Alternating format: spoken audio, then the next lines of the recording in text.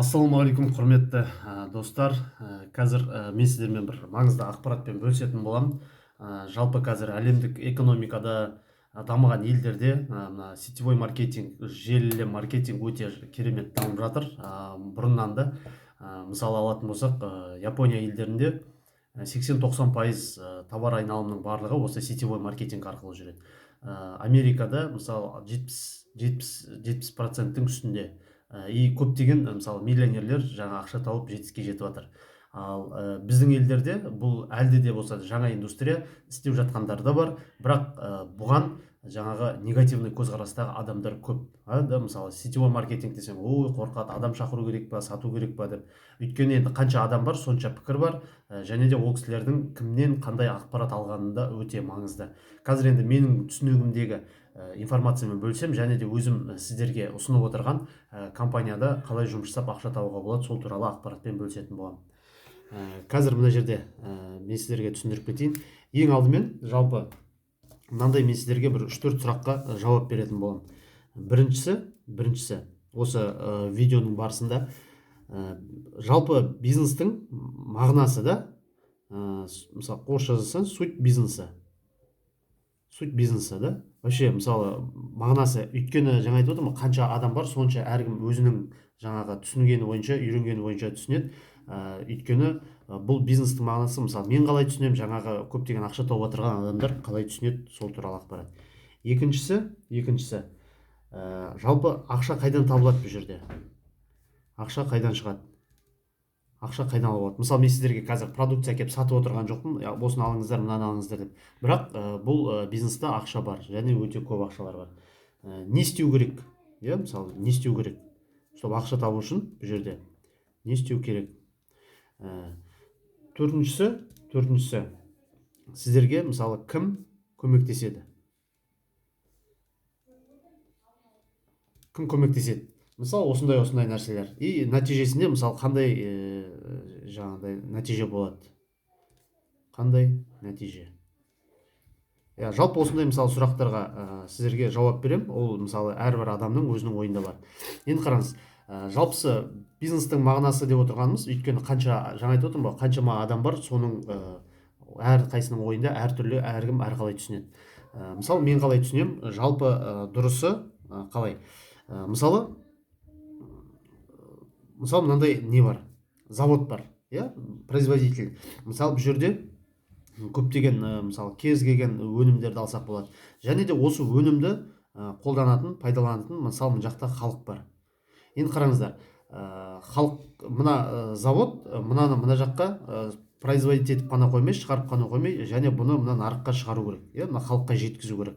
Енді халыққа жеткізудің мысалы классикалық түрі бар, баршаларыңыз білесіздер. Классический түрі қандай? Ол мысалы жаңа завод, фабрикалардан үлкен оптовиктер алады. Ол жаңа барады, өзінің процент үстіне ақшасын қосады. Одан барады, жаңа средний оптовиктер алады. Ол өзінің үстіне процент ақшасын қосады. Жаңа логистика, растаможка, жаңа грузчиктері, налог, НДС, сол сияқты ол мысалы мемлекеттерге түседі. Мысалы Қазақстанға, Россияға, о жақтағы жаңа өзінің оптовиктері бар, фирмалар бар. Ол процент ақшасын қосады. Ол барады, жаңа магазиндерге, қалаларға бөлінеді, базарларға түседі. О жақтағы кісілерде әрқайсы өзінің пайдасын қосады. И сол сөйтіп аламыз да, мысалы мына жақта $10 тұратын, мысалы Adidas или болмаса кез келген өнім мына жаққа барады да, мысалы $100 дейін барады. То есть одан да көп болады. Неге? Өйткені мына жерде әр адам өзінің жаңа пайдасын қосады. Енді 40-шы жылдардың аяғында осыған жаңа альтернативный вариант шықты да.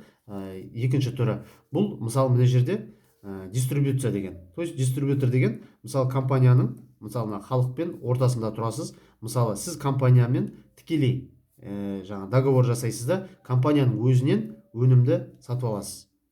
Тікелей. Компания сізге мына жерде 10%-дан 30%-ға дейін жаңа жеңілдік жасайды, скидка жасайды. Егер сіз мына жаққа дополнительно мысалы халыққа рекомендовать етіп, ұсынып сататын болсаңыз, үстінен жаңағы 10 және 30% үстінен қосымша ақша табатын боласыз. Но сізге выгодно ма? Выгодно. Сіз компанияның жаңа өзінен тікелей алып отырсыз. Ортада ешқандай посредник жоқ. И мына жерде сататын болсаңыз, осынша пайда табасыз. Енді компанияға мысалы бір адам не емес, қатты көп үлкен товарооборот жасай алмайды да. Енді қараңыздар, енді компанияға мысалы мынандай көптеген адамдар болған кезде оларға выгодно.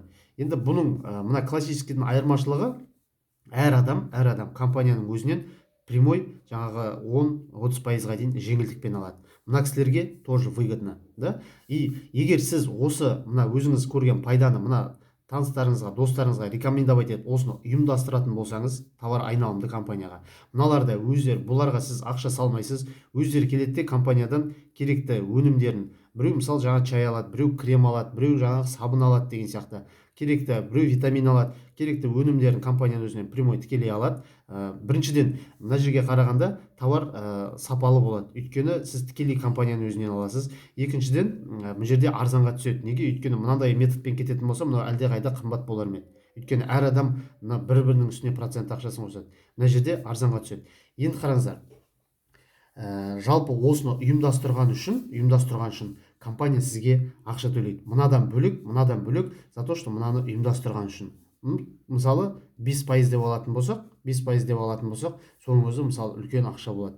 Өйткені әр қайсысы мына кісілер өздерінің пайдасына жаңа скидкамен алып отыр, и сізде соларды ұйымдастырған үшін сондай ақша тауып отырсыз. И бұлардың ішінде де мысалы егер оларда өздері мысалы жаңа таныстарын ұйымдастыратын болса, бұл кісілерге де сондай мүмкіндік бар. Жалпы бизнестің мағынасы мына жерде бір адам 10 адам сатқандай сата алмайды, ал 10 адам 1000 адам өзіне алғандай өткізе алмайды екен. То есть мақсат не істеу, мынаны ұйымдастыру. Енді қараңыз, мына жерден тағы да айырмашылығы, былай қарап отырсаңыз, біреулер айтуы мүмкін, сонда мына жерде мысалы 30% кейін скидка, мына жерде 30% жаңа пайдасын табасын.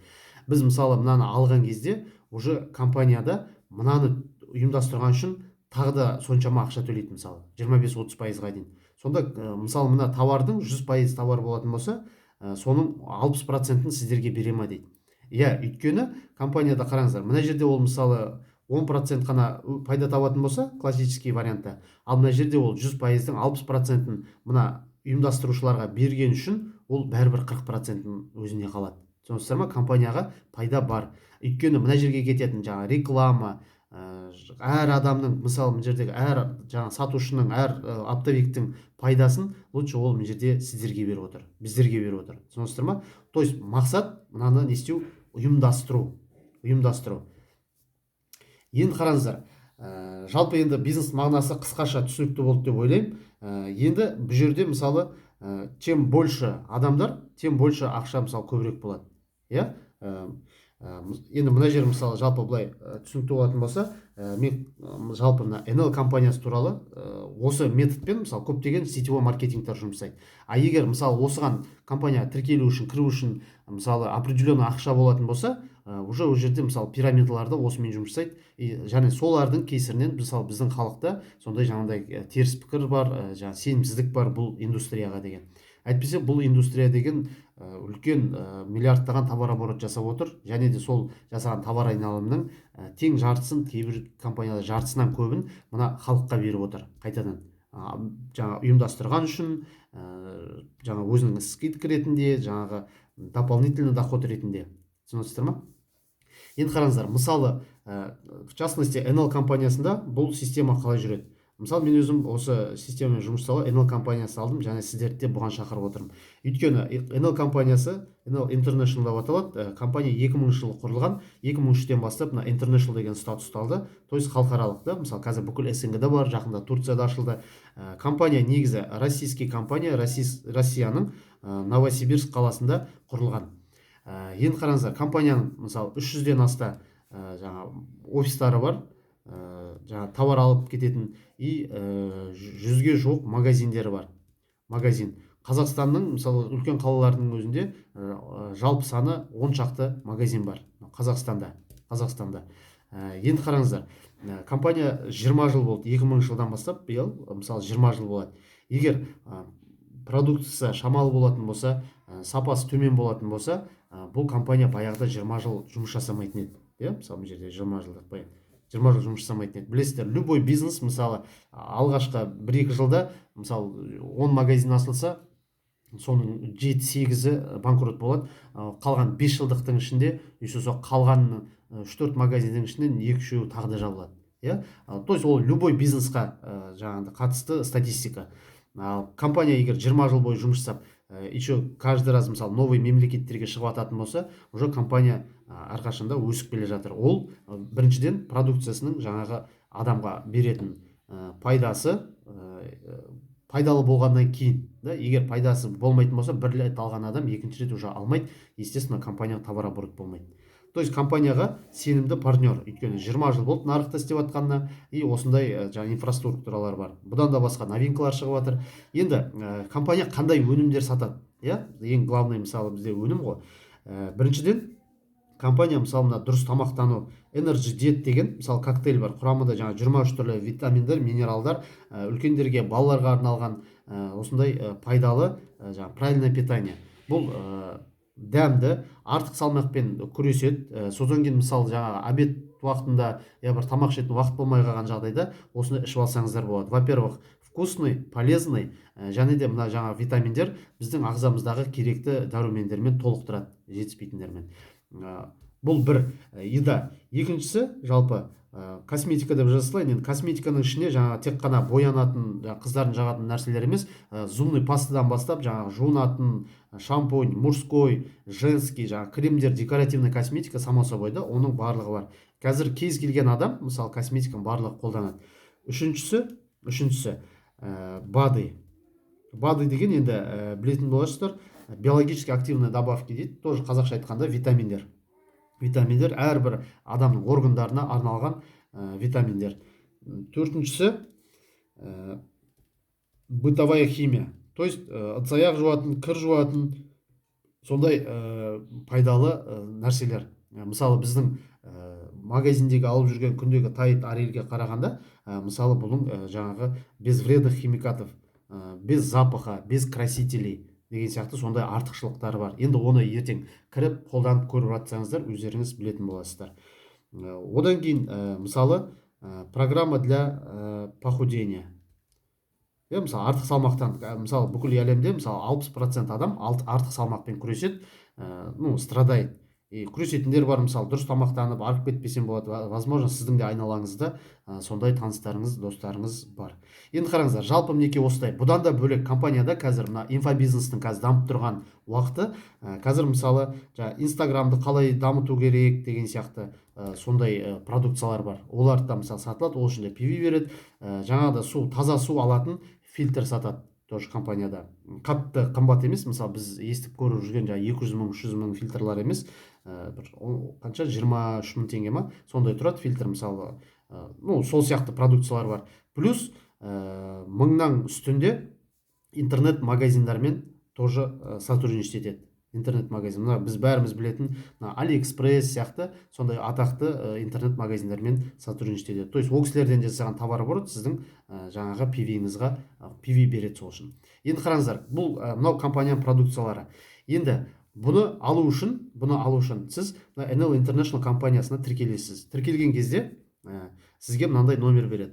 077 деп басталатын беткен мысалы өзіңізге жеке номер береді. Осы номер арқылы сіз кез келген компанияда мына өнімдерді ала аласыз. Алған кезде мысалы әр товардың өзінің жаңа балдары бар. Мысалы бір айдың ішінде 70 жаңа PV деп аталады, 70 бал болатын болса, сізге компания 5000 теңге мына номеріңізге қайттан салып қояды, скидка ретінде. Түсінесіз ба? Сосын бір артықшылығы, бұл компанияның мысалы товарларының бағасын бәрінікі бірдей. Сіз тіркелсеңіз де, тіркелмесеңіз де компанияның бағасы бірдей, бірақ сіз тіркеліп менеджер болғаннан кейін уже мынандай номеріңіз болады, осы номеріңізге сіздің скидкаңызды жайлап барып салып қояды айдың аяғында. Түсінікті ғой да? Егер 200 PV жасайтын болсаңыз, мына жерде 23 мың теңге тоже скидка, плюс 15 мың теңге сізге подарочный береді. Кез келген продукцияларды алсаңыз болады. Мына 15 мың теңгеге зат алуға 23 мың теңгені мысалы шығарып алуға болады деген сияқты. Ертең мынау тем больше көп болатын болса, мысалы 400 болса, енді мынау уже екі есе болады, мына үстіндегі айтылып отырған ақша. Түсінікті ғой да? Бірақ компания сіздерге айтпайды, сен обязательно деген мына 400 балға, 200 балға сатуың керек деп, 100-200 мыңға сатып жүруің керек деп айтпайды. Егер клиент болатын болсаңыз, сізге ешқандай обязаловка жоқ. Өзіңізге керекті жаңа шайларыңызды, витаминдеріңізді, батончик, коктейльдеріңізді алып тұрсаңыз болады, клиентский номер алып. А егер менеджер болатын болсаңыз, егер бизнес құрағыңыз келетін болса, мына жерде личный объем дейді. Мынау 70 PV болатын болса, жеткілікті. 70 PV болатын болса, жеткілікті. Енді қараңыз, бұл бірінші вид дохода да. Енді екінші вид дохода, мысалы мына жерде сіз өзіңіз 70 PV жасадыңыз, өзіңіздің жаңағы 5000 теңге скидкаңызды алдыңыз, 4900 5000 теңгедей түседі. 4900 теңге алдыңыз. Енді егер сіз осыны мысалы таныстарыңызға, достарыңызға айтатын болсаңыз осы туралы, бұл кісілер де компанияның өзінен жаңағы номер алып скидкамен алады. Мысалы мынау 70 PV жасайтын болса, бұл кісіге де компания жаңағы 5000 теңгесін салып қояды. Енді мына кісіні шақырған үшін компания сізге тоже рахмет айтып 4200 теңге төлейді сразу же. Мына кісіні шақырған кезде то же самое, тоже 4200 теңге төлейді. Тоже мынау кете береді. Егер 5 адам болған кезде уже мына жерде каждыйына 4200-ден плюс 17000 теңге премия береді. 17000 теңге премия. Енді қараңыздар, бұл второй вид дохода, ақша табудың екінші түрі, бизнес бонус наставника дейді. Бонус наставника деп аталады. Каждый мысалы шақырған бірінші уровендегі адамдардан. Енді сіз мысалы мынандай осындай өзіңіз ұнап пайдасын көріп отырсаңыз, таныстарыңызға, достарыңызға айтасыз. И мына кісілерде то же самое, бұлардың да мысалы өзінің таныстары бар. Біреу мысалы айтады, біреу мысалы мынау мысалы 100 балл жасайды, біреу 70 балл жасады, біреу мысалы 5 балл жасады. Мына жақта, например, сіз танымайсыз, басқа қаладан бір қыз келді, например, 5 баллға жасады. Мынау мысалы 200 баллға жасады. Мынаның әр қайсысы каждый қосылады да сізде мынандай групповой объем деген түсінік пайда болады. Групповой объем. Мына жерде сіз жаңа личный объемда жалғыз өзіңіз мына номер арқылы өтетін болса, уже мына жерде групповой объемда сіздің мына командаңыздағы адамдардың жасаған балдары қосылған кезде, егер сізде осы жерде 750 болатын болса, 750 болған кезде уже компания сізге мына жерде 7% төлейді. Мына ақшаға қосымша, мына өзіңіздің жасаған личный объемыңызға қосымша общий товарообороттың 7% төлейді. Егер 1500 PV болған кезде мына жерде 14% төлейді. 2500 болған кезде 21% төлейді. 3000 болған кезде мына жерде уже 25% төлейді. Мына жерде примерно зарплатаңыз 60 мың, 40 мың соны айналасы болады. Мына жерде 60 мыңнан 80 мыңға дейін болады. Мен енді средний минимальный алып отырмын. Мына жерде 150 мыңға дейін болады 80 мыңмен.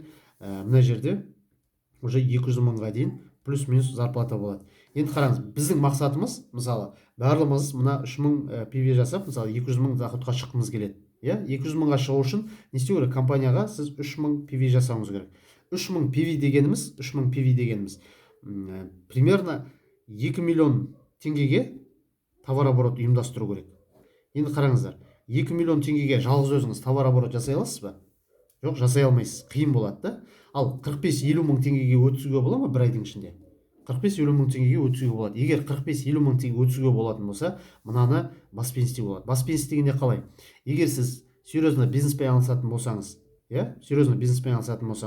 жаңа айттым ғой, мысалы біздің мақсатымыз, мысалы мына 1000 адамды жаңағы 1000 адам құру керек, да? То есть бұл жерде егер сіз бизнес айналысатын болсаңыз, бүкіл туған туысқан таныс достарыңыз ішінен өзің сияқты мысалы 3 адам табуға бола ма? Болады ғой, тоже компаниядан скидкамен алғысы келетін, осындай өнімдерді қолданатын, мысалы кез келген адам, мысалы шай ішеді, ыдыс-аяқ жуады, кез келген үйде жаңағыдай шампунь қолданылады, зубный паста қолданылады деген сияқты. И барлығы мысалы правильное питание плюс жаңағы артық салмақпен күресіп жүрген таныстарымыз бар деген сияқты. Солардың ішінен мысалы 3 адам, который тоже серьезно бизнеспен айналысады. И ол 3 адамның, олардың да өздерінің 3 таныстары, достары бар. Мыналардың да өздерінің 3 таныстары бар. Енді қараңыздар, мына жерде сіз 3 адам шақырдыңыз. 3 адам 3-тен шақыратын болса, 9 адам. 9 адам 3-тен шақыратын болса, 27.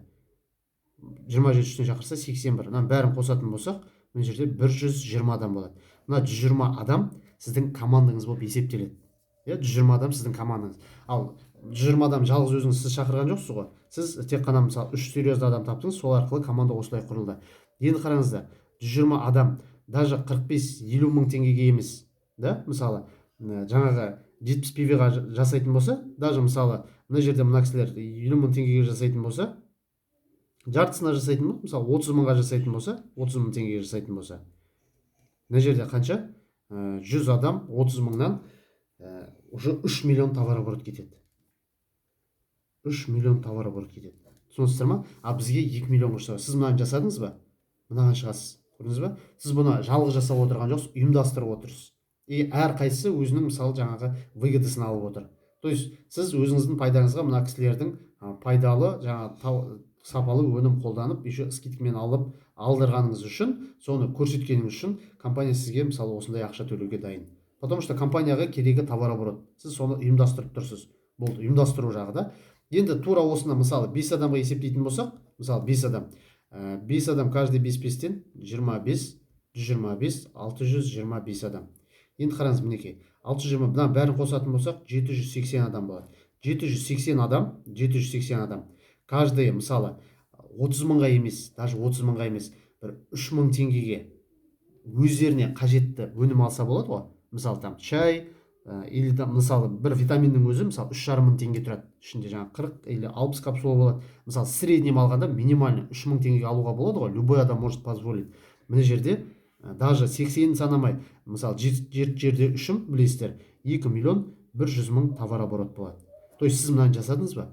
То есть біздің мақсат не істеу? Ұйымдастыруымыз керек. Көп адамдар мысалы жаңа сататын мысалы таныстарын көреді де, олар мысалы тек қана сатады. А сату бұл жерде тек қана дополнительно. А негізгі мақсат, жаңа айттым ғой, мына жерде не істеу? Ұйымдастыру керек. Біздің мақсатымыз ұйымдастыру. Соны ұйымдастырғаныңыз үшін сізге компания уже ақша төлейді. Мына жерде осыны ұйымдастырғаныңыз үшін. Жаңа айттым ғой, өйткені бір адам 10 адам сатқандай сата алмайды, ал 10 адам жаңа 1000 адам өзін алғандай өткізе алмайды. Мысалы каждый келді, мысалы бір шампуньнан алып кетті, мысалы 780 шампунь, 780 жаңағы чай. И плюс осыдан компания сізге мысалы даже 5% төлегеннің өзінде, мысалы 2 миллион теңгеден примерно қанша? Так, 10% 200 мың болатын болса, 5%, грубо говоря, мысалы 100 мың теңге. 100 мың теңге сіз конкретно сізге кететін, өйткені сіздің астыңыздағы адамдардың да пайдасы бар мысалы мына жерде да. Сіз өзіңіз мысалы ұйымдастырған үшін осындай ақша аласыз. Как раз осы жерде мысалы основной жұмыс мысалы осы жерде. Түсінесіздер ма? Енді бұған мысалы мен сіздер шақыратын болсам, то есть мен сізге көмектесем, үйретем, сіздің таныстарыңызға осыны түсіндіріп, сіздің астыңызға жазып көмектесем. Өйткені сіздің тезірек өскеніңіз маған выгодно, потому что компания сол үшін маған да ақша төлейді. Түсінесіздер ма? Енді қараңыздар, егер осындай системамен жұмыс жасайтын болса, мына 25%-ға шығуға бола ма? Болады ғой. Енді сіз мысалы определенный уақыттан кейін, мысалы 1 ай ма, 2 ай ма, 3 ай ма, осы 25%-ға шықтыңыз. Команда құрдыңыз да, бірге жұмыс жасадық, сіз 25%-ға шықтыңыз. Мысалы даже мысалы бір 200 мың демей ақ қойын, мысалы бір 180 мың теңге айлыққа шықсаңыз, минимальный дегенде осыған шығады, потому что 25%-да. Сіздің мысалы біткен астыңызда адамдар бар ғой, командаңызда адамдар айтады, тоже, например, кім, Асқар, Айгүл, там, Жанат, бізге де үйрет, біз де сен сияқты осындай қымыз келеді. И сіз не істейсіз? Айтасыз, команда құру керек, қысқасы компанияға товарооборот ұйымдастыру керек. Үйретесіз, жұмыс жасайсыз. Осы кісілерді үйреткен үшін сізде уже мына карьерный лестница болады компанияда. Сіз мына жерде стар деген статус, звезда болатын болса, мына жақта уже мысалы 3 адамды үйрететін болсаңыз, оған дейінде нелер бар? DS дейді, Diamond Star деген статус береді, то есть бриллиант. Мына жерде уже сіздің зарплатаңыз жоқ дегенде, мысалы 300 мың мен 500 мыңның арасында болады.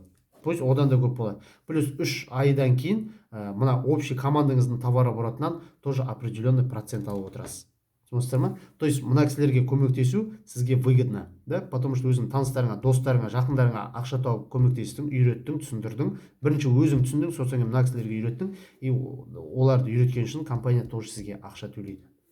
Түсінікті ғой да? И таким образом кете береді. Өйткені сіз мына кісілерге тек қана ол сіздің жаңа жақыныңыз, бауырыңыз, досыңыз болғаннан кейін емес, өйткені компания мысалы мына жерде сізге мына кісіні үйреткеніңіз үшін мысалы осы кісінің товар айналымынан 8% төлейді. Сіз оның астынан да лидер шыққанын қалайсыз. Өйткені ол жақтан мысалы 5% төлейді. Оның астындағы адамдардан мысалы 3% төлейді. То есть сізге выгодно. Түсінесіз ба, команданың өскені. То есть сіз компанияға товарооборот ұйымдастырасыз, и өзіңіз де от этого будете зарабатывать.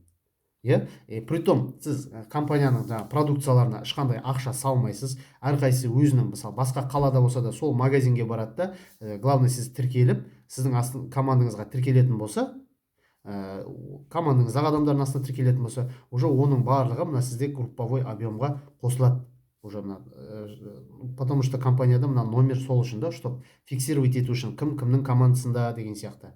Түсінікті ғой да? То есть мінекей біздің мақсат осындай адамдарды құру. И бұл осы основной біздің жұмысымыз. компанияның продукциялары мысалы барлығына түсінікті, кім қалай қолдану, қайсын қай жерге жағу керек екенін біледі, и тем более мына продукциялар ай сайын бітіп отырады, бизнесқа өте ыңғайлы. Содан кейін тағы да бір нәрсесі, компанияның өзінің обучениялары бар. Жаңағы содан кейін наставниктің обучениесі бар. Мысалы мен сіздерге өзім білгеніммен бөлісетін боламын, үйрететін боламын. Содан кейін мысалы компанияда тағы да мысалы новинкалар, көптеген жаңағы продукциялар өндіріп жатыр. Енді NL-да жалпы мына әр компанияның өзінің жаңа бір нелері бар ғой.